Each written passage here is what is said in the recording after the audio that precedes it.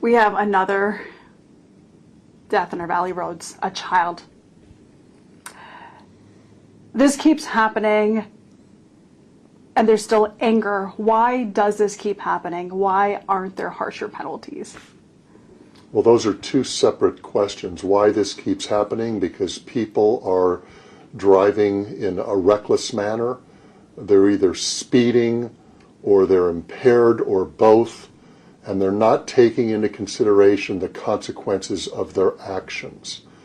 I don't believe that when Mr. Brooks left his home that day, he intended to cause the death of this 12-year-old boy, but he made choices. He is innocent until proven guilty. He's got all of the constitutional rights that every accused person has. As he stands in the courtroom today, he's presumed innocent. But I will tell you that the arrest report is alarming. He admitted to ingesting THC before this collision. Notice I didn't say accident. This is not an accident. This is a collision. This is as a result of choices he made. So why do these things keep happening? It's because of the poor choices that people make that ruin the lives of others and theirs as well. Speaking with the mom of Christopher, she was pretty angry from the beginning that there was even a consideration of bail, although it's high in this case, $250,000.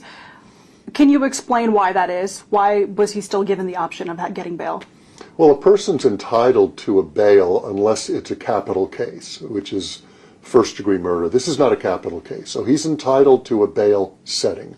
My prosecutors argued for a significant bail setting. His lawyers argued for a lesser amount. The judge landed on $250,000. I think that's an appropriate amount in this case. My impression is that he won't be able to make bail. Remember, a person is presumed innocent. And, even if a person bails out, it doesn't mean they're off the case. It doesn't mean they get off scot-free. We're prosecuting this case in a very serious way. This defendant has been charged with 2 crimes, felony reckless driving and felony failing to stop at the scene of an accident. We're waiting for the toxicology report to come back. We should get that in a couple of days.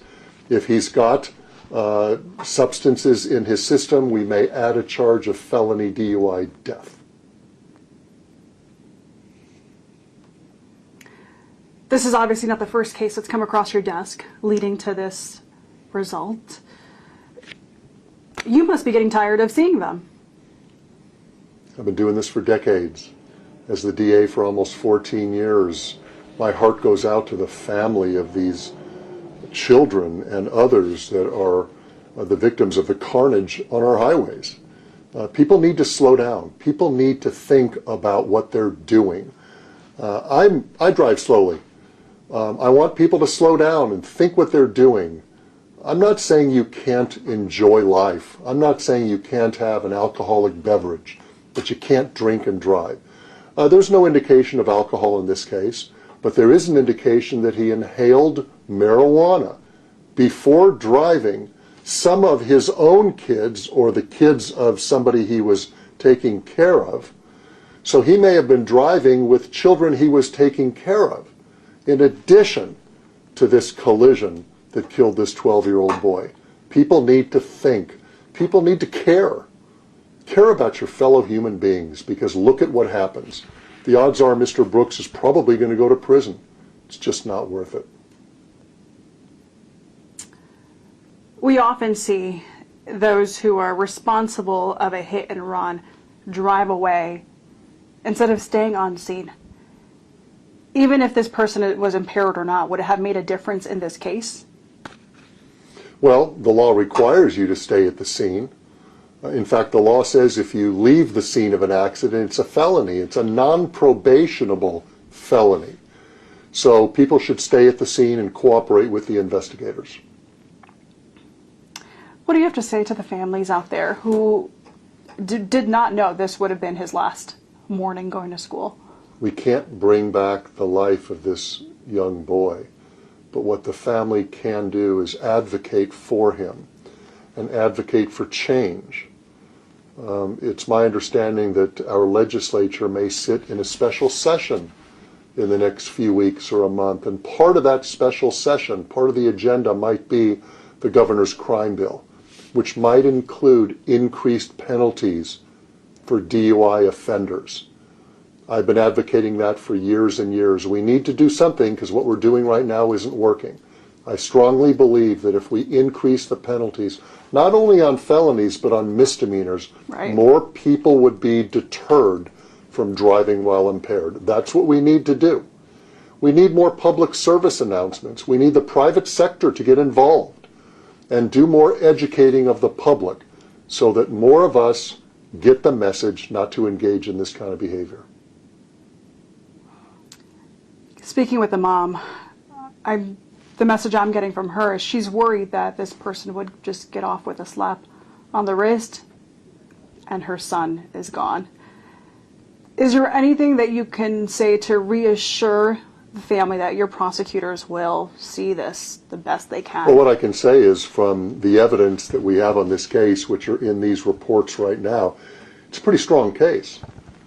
I'm confident that at the end of the day, once this person has the right to a jury trial, the right to a lawyer, all the rights that Right. accused people have, that at the end of the day, justice will be served. And his charges have now changed? No, since- we filed 2 charges as of yesterday, but again, we're waiting for the toxicology report Right. to come back to confirm or not whether he had a particular level of THC, marijuana, in his system. I see you out there a lot in court during these cases. Just your presence also makes a huge difference for these families. Why do you all take it upon yourself to be there? I know you weren't there today, but I've seen you in other cases. Because it's my responsibility. I want to participate to whatever degree I can. I want to look at the defendant when he or she is in the courtroom because I have to make the tough decisions on these serious cases. I like to get a feel for the person that I'm having to make decisions on their lives. I also like to watch the court and to watch my prosecutors. I want to be aware of what's going on. Anything else That's that it. you want to add? Okay. Anything, Louis? Half an hour or an hour, we don't know.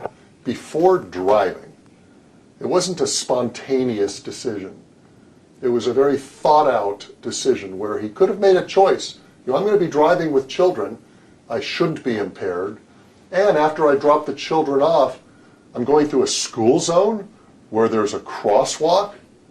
I shouldn't be impaired. So people need to make better decisions. Yeah, it's behavior. I've said in many interviews over the last 5 or 10 years that I've been the DA is we're not doing enough.